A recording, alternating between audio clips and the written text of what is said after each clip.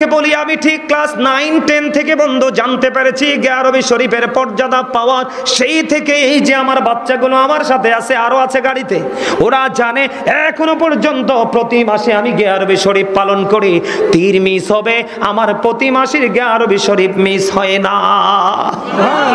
আমার বাসায় যখন যেখানে আরবি শরীফ পালন করি, আমেরিকা থেকে, লন্ডন থেকে, ইতালি থেকে, পৃথিবীর বিভিন্ন দেশ, বাংলাদেশের বিভিন্ন জেলা থেকে মানুষ লাইভ শো করে এবং আরবি শরীফ না হইলে আমাকে জবাবদিহিতার আওতায় আমাকে আসতে হয়। এখনো নবীর প্রেমিকই পৃথিবীতে অসংখ্য আছে, চাইলেই আরবি শরীফ বন্ধ করা যায় না। এবার আসেন যারা বেদাত বলে এর সঠিক বিবেক বুদ্ধি বিবেচনা করার ক্ষমতা নাই। আমার দিকে তাকান, আরবি শরীফে আমরা কোরআন তেলাওয়াত করি, দরুদ পড়ি, জিকির করি, ফাতিহা পড়ি, পড়ি কি পড়ি না? এই সবগুলো মিলাইয়া এটার নাম হলো জিকির। হুরায়রা রাদিয়াল্লাহু তাআলা আবু হুরায়রা রাদিয়াল্লাহু তাআলা থেকে বর্ণিত, ক্বাল রাসূলুল্লাহ সাল্লাল্লাহু আলাইহি ওয়াসাল্লাম, রাসূল সাল্লাল্লাহু আলাইহি সাল্লাম বলতেছেন, আমার দিকে তাকান, রাসূল সাল্লাল্লাহু আলাইহি সাল্লাম বলতেছেন, ইরশাদ করেছেন, মান আতাআনি ফাকাদ আতা আল্লাহ, যে ব্যক্তি আমার অনুগত করে সে আল্লাহর অনুগত করে। যেই ব্যক্তি আমি নবীর অনুগত করে সে যেন আল্লাহর অনুগত করলো। সুবহানাল্লাহ। আল্লাহ রাব্বুল আলামিন, আল্লাহর হাবিব বলতেছে, আমার দিকে তাকান, তারপরে আল্লাহ রাসূল বলেছেন, ওয়ামান আসানি ফাকাদ আসাল্লাহ, যেই ব্যক্তি আমার অবাধ্য করলো সে যেন আল্লাহর অবাধ্য করলো। তার মানে যেই ব্যক্তি রাসূলকে ওভারটেক করলো অটোই আল্লাহর ওভারটেক হয়ে যায়। কারণ আল্লাহ রাব্বুল আলামিন হাদিসে কুদসির মধ্যে বলে দিয়েছেন, লাউলা কালামা জাহারতু রাবুবিয়াতি, আমি যদি আপনাকে প্রকাশ না করতাম আমি প্রভুর প্রভুত্ব প্রকাশ হতো না। লাউলা কালামা খলাকতুল আফলাক, আমি যদি আপনাকে সৃষ্টি না করতাম তাহলে কোনো কিছুই সৃষ্টি করতাম না। রাসূল বলতেছে, I am from the light of Allah, আমি আল্লাহর নূর থেকে, and everything has been created from my light, সৃষ্টির প্রত্যেকটা বস্তু আমি নবীর নূর থেকে। জোরে জোরে বলেন না সুবহানাল্লাহ। নবীর নূরের পক্ষে না মাটির পক্ষে? আপনারা নূরের পক্ষে। নূরের পক্ষে কে কে দুই হাত তুলে দেখান, সোজা করে, সোজা করে একবার, ইয়া রাসূলুল্লাহ, আহলুস সুন্নাত ওয়াল জামাত জিন্দাবাদ, জিন্দাবাদ, জিন্দাবাদ, জিন্দাবাদ, আহলুস সুন্নাত ওয়াল জামাত। হাত নামান। বড় তুলার পক্ষ থেকে লাল গোলাপ শুভেচ্ছা, এটা কোন লাগে না? কথা কানা আরো জোরে। আমি একটুখানি ঢুকলাম নবীজির কাছে নবীর মর্যাদা বোঝানোর জন্য। এই জন্য আমার নবী বলেছে, আল্লাহ জানিয়ে দিয়েছে, হাবিব আপনি জানিয়ে দেন, যে আমার হাবিবের অনুগত্য করবে সে আমি আল্লাহর অনুগত্য করে ফেললো, যে আমার হাবিবের অবাধ্য হবে সে আমি আল্লাহর অবাধ্য হয়ে গেল। এর পরেরটা দেখেন আরো কত মজার, যেটা আপনার আমার হাতের নাগালে, আপনার আমার 100% বন্ধু হাতের নাগালে। একটুখানি মন দিয়ে শোনেন। এরপরে আপনার আমার প্রাণে নবী বলেছেন, ওয়ামান আতওয়া আমিরি ফাকাদ আতওয়ানি, যেই ব্যক্তি আমার আমিরের অনুগত্য করে সে যেন আমি নবীর অনুগত্য করলো। এরপরে আপনার আমার প্রাণে নবী আবার বলেছেন, ওমান আসা আমিরি ফাকাদ আসানি, মুত্তাফাকুন আলাইহি। আপনার আমার প্রাণে নবী বলে দিয়েছেন, যেই ব্যক্তি আমার আমিরের অবাধ্য করে সে যেন আমি নবীর অবাধ্য করলো। জোরে জোরে বলেন না নাউজুবিল্লাহ। কি বুঝতে পারলেন? নবীকে মানলে আল্লাহ মানা হয়ে যায়, নবীকে অমান্য করলে আল্লাহকে অমান্য করা হয়ে যায়। এরপরে সেকেন্ড স্টেজে সে নবীজি বলতেছেন, এবার যেই ব্যক্তি আমার আমিরের অনুগত্য করে সে আমি নবীর অনুগত্য করলো, যে আমার আমিরের অবাধ্য করলো সে আমি নবীর অবাধ্য করে ফেললো। এর আমির মানে হলো বন্ধু নবীর প্রতিনিধি। আহলে সুন্নাত ওয়াল জামাত একমাত্র হক দল, বাকি সব বন্ধু জাহান্নামী। আমার নবীজি বলে দিয়েছেন, বলবনি? বলেন আরো জোরে, বলেন আরো জোরে। আমার নবীজি বলেছেন, যেই ব্যক্তি আমাকে এবং আমার সাহাবায়ে কেরামদেরকে অনুকরণ করবে ওটাই হলো আহলুস সুন্নাত ওয়াল জামাত। নবীজি বলেছেন, আহলুস সুন্নাহ ওয়াল জামাত ইজ দ্য বেস্ট পার্টি, ওইটা হলো শ্রেষ্ঠ দল। ওই দলের অন্তর্ভুক্ত যারা পরিপূর্ণ সুন্নাহ মেনে চলতে পারবে আল্লাহ তাদের জন্য বরাদ্দ করেছেন প্যারাডাইস। আল্লাহ বলবে, ইউ গো টু প্যারাডাইস, জান্নাতে চলে যাও, অন্যথা you have to go to hell, চলে যেতে হবে জাহান্নামে। জোরে জোরে কন্যা বুঝে আসছে কিনা? যুবক ভাইরা বলো বুঝে আসছেনি? জীবনও যদি চলে যায় আল্লাহর ওলির বিপক্ষে যাইবানি? আল্লাহর ওলির বিপক্ষে যাইবা? দেখবা যোগে যোগে আলেম বের হবে। নবীজি বলে দিয়েছেন তাদের শিক্ষাগত যোগ্যতা থাকবে না, কিন্তু লেবাস থাকবে সেই লেবাস থাকবে। কি লেবাস থাকতে দেখবা তুমি বড় মুন্সি, কিন্তু আদতে সঠিক কলমের কালি তার কলিজায় থাকবে না। মন গড়া কথা বলতে বলতে সাধারণ মানুষকে ফিতনায় ফেলে দিবে। নবীজি বলেছেন কিয়ামতের পূর্বক্ষণে সবচেয়ে নিকৃষ্ট মানুষ হবে ওই সমস্ত মোল্লারা। এখনই তাদের চেহারা আমরা মাঝে মাঝে দেখতে পাই, আস্তে আস্তে প্রকাশ হবে। তোমরা অ্যালার্ট থাকবা। কোন দৃষ্টি নিয়ে আল্লাহর ওলিদেরকে নিয়ে কথা বলে, কোন দৃষ্টি নিয়ে নবীকে নিয়ে কথা বলে তোমাদেরকে বুঝে নিতে হবে। এখানে আমি যেটা বুঝাইতে চেয়েছি, তুমি তোমার হাতের নাগালে যদি সত্যিকারের নবী প্রেমিক, ওলি প্রেমিক, সাহাবায়ে কেরাম, কোরআন সুন্নাহ প্রেমিক যদি একজন আলেম পাও, তুমি তাকে মানবা। নবীজি বলছেন তাকে মানা মানি আমি নবীকে মানা হয়ে গেল। আর আমি নবীকে মানলেই তুমি অটো আল্লাহ পেয়ে গেলা। তার কারণ হলো আল্লাহ বলেছেন মাইয়ুতির রাসূলা ফাকাদ আতাল্লাহ, হি ওবিস দা এবস্টিল ওবিস আল্লাহ। যেই ব্যক্তি রাসূলের নির্দেশ মানলো সে যেন আল্লাহর নির্দেশ মানলো। আল্লাহ বলেছেন সে বলুন ইফ ইউ ডু লাভ আল্লাহ, যদি তোমরা আল্লাহকে ভালোবেসে থাকো, ফলো মি মুহাম্মদ সাল্লাল্লাহু আলাইহি ওয়াসাল্লাম, মুহাম্মদ সাল্লাল্লাহু আলাইহি সাল্লামের অনুগত হয়ে যাও, আল্লাহ উইল লাভ ইউ, আল্লাহ তোমাদেরকে ভালোবাসবে। এন্ড ফরগিভ ইউর সিনস, আল্লাহ তোমাদের জীবনের গুনাহগুলি maaf করে দিবে। আরো জোরে বলেন না সুবহানাল্লাহ। আর একটু মহব্বতে সুবহানাল্লাহ। খবরটা ভালো লাগছে না? আপনি আল্লাহকে পাইতে হলে যাইতে হবে কার কাছে? রসুলের কাছে। এখন আপনি তো রসুলকে, রসুলের বাড়ি যাওয়ার স্টেশন আপনার চিনা জানা নাই। রসুলের বাড়ি যাওয়ার যে ভাড়া লাগবে, নবীর কাছে যাইতে যে আপনার ভাড়া লাগবে, সেই ভাড়াও আপনার কাছে নাই। সেই ভাড়া হলো নবীর প্রেম। আপনি ওই প্রেম নামক ভাড়াটা পেয়ে যাবেন হক্কানি আল্লাহর ওলিদের কাছে গেলে। আপনাদেরকে বলে বন্ধু, আল্লাহর ওলিদের কাছে হক্কানি আলেমদের সাথে যদি কোনো মানুষের জীবনের সম্পৃক্ততা থাকে, তার মর্যাদা কমে না বরং বারে লুকে যাই। বলক ভাই আমি আমার সোরান হরিণ চাই। কথা বলেন না কেন? গাউসে পাকের দরবারে সব সময় ওনার প্রেমে পড়ে একটা যুবতী মেয়ে আসতো, বুঝছেন নি? যুবতী মেয়ে সব সময় আসতো, কিন্তু মেয়েরা সুন্দর হইলে, কিউট হলে ছেলেরা পছন্দ করবে, ভালোবাসবে, এটাই তো স্বাভাবিক। ভালোবাসাটা দোষের কিছু নয়, কিন্তু যদি নোংরামি করে এটা হলো সবচেয়ে বড় দোষের ব্যাপার। এই যুবক ছেলেটা মেয়েটার দেখে তার প্রেমে পড়লো, কিন্তু মেয়েটাকে যতই কৌশল খাটাক না কেন মেয়েটা তার প্রস্তাবে রাজি হয় না। একদিন সে চিন্তা করলো প্রতিদিন কোন সময় আসে কোন সময় যায়। ওই যুবক খেয়াল করলেন একটা বন্ধু অন্ধকার আচ্ছন্ন জায়গা থেকে মাটির রাস্তার মধ্যখানে বন্ধু গর্ত খনন করলেন, বড় গর্ত খনন করলেন। বড় গর্ত খনন করার পরে এই গর্তের মধ্যে বন্ধু, এই গর্তের মধ্যে বড় গর্ত খনন করার পরে ওই ছেলেটা কি করলেন, কাঁচা ডালপালা দিয়ে বন্ধু গর্তের মধ্যে বসে আছে। মেয়েটা যখন রওনা দিল, রওনা দেওয়ার পরে বন্ধু খেয়াল করবেন, মেয়েটা রওনা দেওয়ার পরে যুবকটা কাছাকাছি যাওয়ার পরে গর্ত থেকে উঠে বন্ধু মেয়েটাকে গ্রাস করলেন।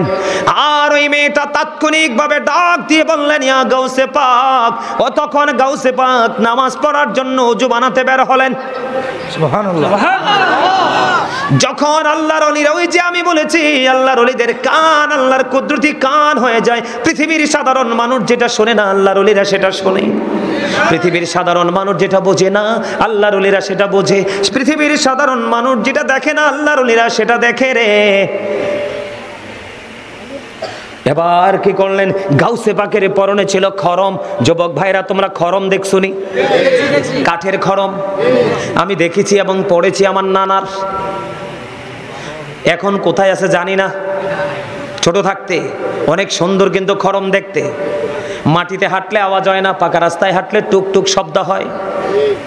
বন্ধু খেয়াল করেন যুবক, আমি তোমাদেরকে বলছি বন্ধু, গাউসে পাক এটা এমন একটা নিয়ামত, এমন একটা প্রেম, এত একটা শক্তি আমরা মুসলমানদের জন্য। তিনি বের হলেন ওযু করার সময় ভেসে ভেসে আসলো ইয়া গাউসে পাক, ইয়া গাউসে পাক ডাকতেছে ওই মেয়েটা বিপদগ্রস্ত, তার ইজ্জত বাঁচানোর জন্য। বন্ধু তখন গাউসে পাক কি করলেন, ওনার পা থেকে একটা খড়ম হাতে নিয়ে বন্ধু যেই দিক থেকে আওয়াজটা আসলো সেই দিকে নিক্ষেপ করলো। বিদ্যুৎ গতিতে বন্ধু এই খড়মটা চলে গেল ওই অসৎ উদ্দেশ্য হাসিল কারনেওয়ালা ওই যুবকের মাথায়। মেয়েটা বক্তব্য দিয়েছে, এবার এটা চলে গেল যুবকের মাথার মধ্যে। অতক্ষণ পর্যন্ত আঘাত করেছে যতক্ষণ না পর্যন্ত যুবকটা বেহুশ হয়ে মাটিতে না পড়েছে। মেয়েটার ইজ্জত নিতে পারেনি, গাউসে পাকের খড়ম তাকে আঘাত করতে শুরু করলো। করতে করতে ছেলেটা মাটির মধ্যে বন্ধু লুটিয়ে পড়লো। লুটিয়ে পড়তে পড়তে এবার মেয়েটা আর তার সামনের দিকে না যাইয়া গাউসে পাকের দরবারে ফিরে চলে আসলো। আইসা দেখে গাউসে পাক দাঁড়িয়ে আছে, তার একটা মাত্র পায়ে খড়ম আর একটা নাই। এবার একটা ডাক দিয়ে বলল, হুজুর আমার এমন এমন অবস্থা, কোথা থেকে জানি একটা তীর এসে যুবকটাকে আঘাত করলো।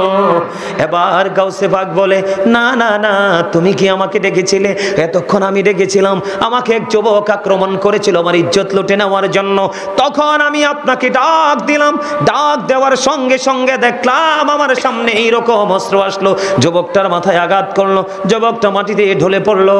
আমি আপনার দরবারে চলে আসলাম। গাউসে পাক চাইয়া দেখে, পাগল এটা তীর না, তীর না, চাইয়া দেখ আমার একটা খড়ম আর একটা নাই, ওইটা হলো আমার একটা খড়ম, পাঠাইছি তোর ইজ্জত বাঁচানোর জন্য।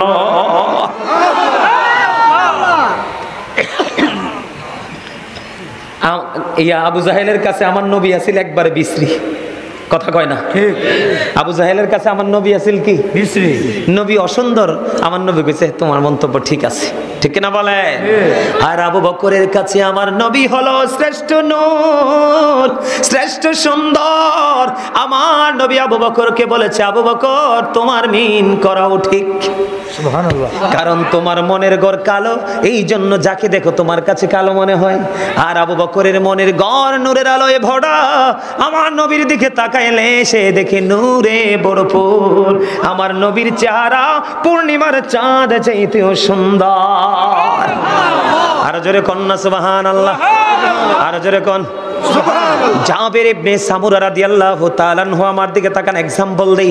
জাবের ইবনে সামুরা রাদিয়াল্লাহু তাআলা আনহু তিনি কি করলেন, লাল রঙের চাদর মুড়ি দিয়ে বন্ধু পূর্ণিমার রাত্রে কি করলেন, নবীজি শুয়ে রইলেন। এবার জাবের ইবনে সামুরা বন্ধু পূর্ণিমা রাতে একটা বার চায় চাঁদের দিকে, আর একটা বার চায় আমার নবীর নূরানি চেহারা মোবারকের দিকে। একটা বার চায় চাঁদের দিকে, একটা বার চায় আমার নবীর নূরানি চেহারা মোবারকের দিকে। জাবের ইবনে সামুরা সর্বশেষে বললেন, আমি চাইয়া দেখলাম ওই পূর্ণিমার চাঁদ চাইতেও সুন্দর আমার নবী। এটা হচ্ছে দৃষ্টির কাছে আজকের মাহফিল কারো কারো জন্য শ্রেষ্ঠ নিয়ামত, আবার কারো কারো মুসলমান কোন কোন মুসলমানের জন্য কিয়ামত, ঠিক কিনা বলেন? আর জোরে এই এই হুজুর আসছে না, আসছে। আমি গিয়া রবি শরীফটা নিয়ে একটু বক্তব্য দিয়ে নেমে যাচ্ছি। আপনাদের এলাকায় গিয়া রবি শরীফ পালিত হয়? জি। আরো জোরে বলেন, গিয়া রবি শরীফ পালিত হয়? আপনারা কি গিয়া রবি শরীফের পক্ষে না বিপক্ষে? পক্ষে। কে কে পক্ষে হাত তোলেন, হাত নামান। এটা নিয়ে একটু বক্তব্য দিই। ইয়া রাসূলুল্লাহ, ইয়া গাউসুল আজম, আহলে সুন্নাত ওয়াল জামাত জিন্দাবাদ, জিন্দাবাদ। পট্টলাবাসীর পক্ষ থেকে লাল গোলাপ শুভেচ্ছা, চারাস্তির পক্ষ থেকে লাল গোলাপ শুভেচ্ছা। একবার এবার সব ফুল দিয়া লাইছে আমারে, আমিন কো, আমিন। আরো জোরে কোন, আমিন। আমার দিকে তাকান। আচ্ছা তাহলে 10 মিনিট 10 মিনিট। এই গিয়া রবি শরীফটা কোত্থেকে আসছে আমি আপনাদেরকে বলি, এটা গাউসে পাক থেকে আসছে। নবীজির আগমনকে ঘিরে, নবীজির মিলাদতকে ঘিরে, নবীজির শুভ আগমনকে ঘিরে গাউসে পাক নবীর প্রেমে সব সময় কি করতেন, মিলাদ পড়তেন, মিলাদ পড়তেন। সুবহানাল্লাহ বলেন। এখন আমাদের দেশে কিছু কাঠমোল্লা বেরিয়েছে, মিলাদ বলে বেদাত। মিলাদ শব্দের অর্থ জন্ম বৃত্তান্ত, ঠিক কিনা বলেন? তো নবী যে আইছে এটা কি ভুল নেই, এটা কি বেদাত নেই? তো এই দিনে আল্লাহ তো বলছে, ওই দিনকে ঘিরে আল্লাহ বলেছেন ফালিয়াফরাহু, তোমরা আনন্দ উৎসব করো। আল্লাহ লাভ হবে কি? আল্লাহ বলেছেন হুয়া খায়রুম মিম্মা ইয়াজমাউন, এটা তোমার পুঁজি করা সম্পদ চাইতে উত্তম। সুবহানাল্লাহ। গাউসে পাক নবীর প্রেমে পড়ে গেল বন্ধু। প্রেমে পড়ে পড়ে পড়ে পড়ে পড়ে বন্ধু একটার পর একটা নবীর প্রেমের উজ্জ্বল দৃষ্টান্ত স্থাপন করে যাচ্ছে। যাইতে যাইতে যাইতে যাইতে একদিন গাউসে পাকের নবী হাজির হয়ে গেছে। রে গাউসে পাক, আমি নবীকে তো ভালোবাসো, আমি তোমাকে আজকে গিয়ারবি শরীফ দিয়ে গেলাম। সুবহানাল্লাহ। এই গিয়ারবি শরীফ ঈমান বিশ্বাসের সাথে যেই ব্যক্তি বন্ধু আমল করবে, কি করবে? আমল করবে। জীবনে দুনিয়ায় তার কোনো অভাব থাকবে না, দুঃখ থাকবে না, এবং পরকালে যাওয়ার সময় ফিউচারের দিকে আপনি হাঁটার সময় ফিউচারকে ব্রাইটনেস করার জন্য যত রাস্তা প্রয়োজন এই গিয়ারবি শরীফের প্রেমের কারণে আল্লাহ রাব্বুল আলামিন আপনাকে ওপেনিং করে দিবে। আমি আপনাকে বলি, আমি ঠিক ক্লাস 9, 10 থেকে বন্ধু জানতে পেরেছি গিয়ারবি শরীফের মর্যাদা পাওয়ার। সেই থেকে এই যে আমার বাচ্চাগুলো আমার সাথে আছে, আরো আছে গাড়িতে, ওরা জানে এখনো পর্যন্ত প্রতি মাসে আমি গিয়ারবি শরীফ পালন করি। তীর মিস হবে, আমার প্রতি মাসের গিয়ারবি শরীফ মিস হয় না। আমার বাসায় যখন যেখানে গিয়ারবি শরীফ পালন করি, আমেরিকা থেকে, লন্ডন থেকে, ইতালি থেকে, পৃথিবীর বিভিন্ন দেশ, বাংলাদেশের বিভিন্ন জেলা থেকে মানুষ লাইভ শো করে, এবং গিয়ারবি শরীফ না হইলে আমাকে জবাবদিহিতার আওতায় আমাকে আসতে হয়। এখনো নবীর প্রেমিক পৃথিবীতে অসংখ্য আছে, চাইলেই গিয়ারবি শরীফ বন্ধ করা যায় না। এবার আসেন, যারা বেদাত বলে এরা সঠিক বিবেক বুদ্ধি বিবেচনা করার ক্ষমতা নাই।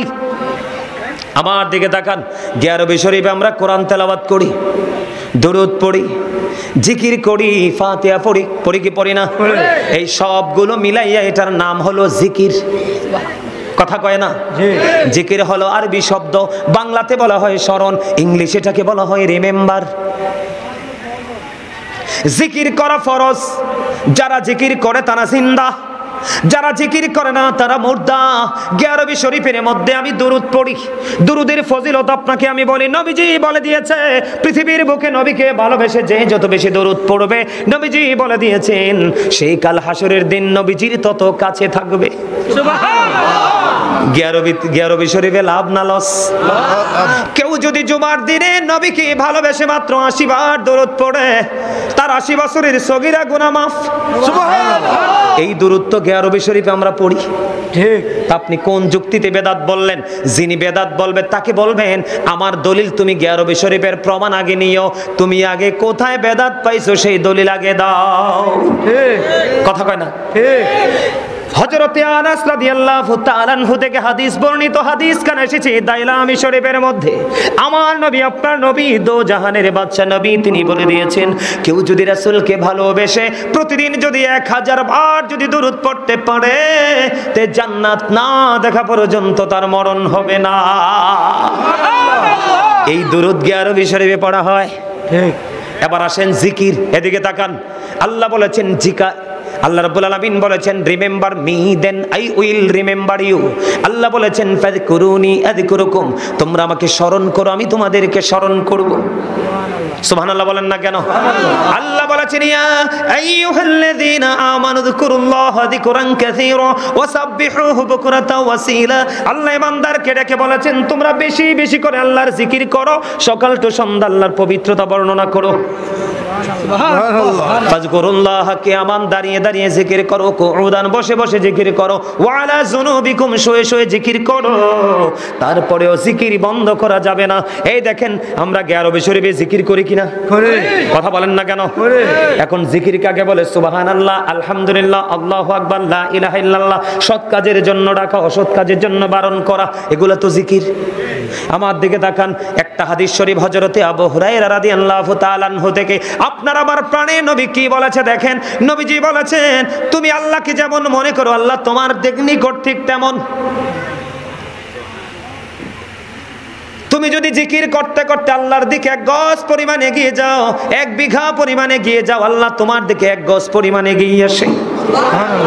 হাদিস শরীফ প্রমাণিত, কেউ যদি 1 হাত পরিমাণ এগিয়ে যায় আল্লাহ বান্দার দিকে 2 হাত পরিমাণ এগিয়ে আসে। কেউ যদি হেঁটে হেঁটে জিকির করতে চায় আল্লাহ তার দিকে দৌড়ে আসে। কেউ যদি কোনো জলসায় বসে আল্লাহর জিকির করে তার চাইতে উত্তম জলসায় বসে আল্লাহ তার জিকির করে। তাহলে আপনি কোন দিক দিয়ে জিকিরকে বেদাত ফতোয়া দিবেন? আপনার মাথায় সমস্যা আছে। আপনি আপনার পছন্দের বক্তা থেকে শুনে শুনে বলছেন, আপনি তো জানেন না বক্তা কত বড় দুশমনের রাসূল, দুশমনী ওলি। কথা কন না কেন? দুরূদ হচ্ছে, জিকির হচ্ছে, কোরআন তেলাওয়াত ফরজ নাকি? কথা বলেন না কেন? এটা জিকির না? আরো জোরে বলেন। কোরআন তেলাওয়াত দিয়ে শুরু করি, আপনি কোন যুক্তিতে বলেন বেদাত? ঠিক না বেঠি? গিয়ারবি শরীফ 100% জায়েজ, কেউ বন্ধ করবেন না, বরং সেটা আরো বাড়াই দিবেন, প্রচলন বাড়াবেন। যারা বেদাত বলে তাদের জন্য সুস্বাদু খাবারের আয়োজন করে তাদেরকেও দাওয়াত দিবেন। কথা কন না কা? ঠিক না বেঠি? আমার চাচা বলছে বাবা মানে একটু বলতাম কি নিয়ে, বাবা মানে কি নিয়ে, বাবা মানে আমি সমান 20-এ ছেড়ে দিব মাইকটা, আর 9 মিনিটে আমি বাবা মানে একটু আলোচনা করব। আল্লাহ রাব্বুল আলামিন কোরআনে বলেছেন ওয়াবিল ওয়ালিদাইনি ইহসানা। আল্লাহ বলেছেন ওয়াবুদুল্লাহ ওয়ালা তুশরিকু বিহি শাইয়্যা ওয়াবিল ওয়ালিদাইনি ইহসানা। আল্লাহ বলেছেন তোমরা আল্লাহর সাথে কি করো না, কাউকে শরীক করিও না। তোমরা আল্লাহর গোলামি করো, পিতামাতাকে ভালো সম্মান মর্যাদা দাও। কেন জানো? Paradise of the child under the feet of the mother. মায়ের পায়ের নিচেই সন্তানের জান্নাত। সুবহানাল্লাহ। আরো জোরে। এই এগুলাকে নাও। মায়ের পায়ের নিচে সন্তানের কি? Paradise of the child under the feet of the mother. মায়ের পায়ের নিচে সন্তানের জান্নাত। এটা হাদিস শরীফ। ইন্নাল জান্নাতা তাহতা আকদামিল উম্মাহাতিকুম। মায়ের পায়ের নিচে কি? এই জন্য আমরা সন্তান হিসেবে we should Obi our parents. আমাদের প্রত্যেকের উচিত আমাদের পিতামাতাকে মান্য করা। কথা বলেন ঠিক না বেঠে? নবীজি বললেন কে নবী সেই হতভাগা। আমার নবীজি ডাক দিয়ে বললেন হতভাগা পিতামাতা হুজুর বেঁচে আছে, বেঁচে আছে দুজনের একজন কি পেয়ে যারা সেবা করে জান্নাতে হতে পারলো না, তার মতো হতভাগার কেউ হইতে পারে না। আমার নবীজি জানিয়ে দিয়েছে বন্ধু, পৃথিবীর বুকে সন্তানদের কাছ থেকে সবচেয়ে বেশি ভালো মধুময় আচরণ বাবার হক অন্য বাবার বেশি। নবীজিকে যখন প্রশ্ন করা হলো, নবীজি বললেন তোমার মা। আবার প্রশ্ন করা হলো তারপরে কে? নবীজি বললেন তোমার মা। আবার প্রশ্ন করলেন তারপরে কে? নবীজি বললেন তোমার মা। আবার প্রশ্ন করা হলো তারপরে কে? নবীজি বললেন তোমার বাবা।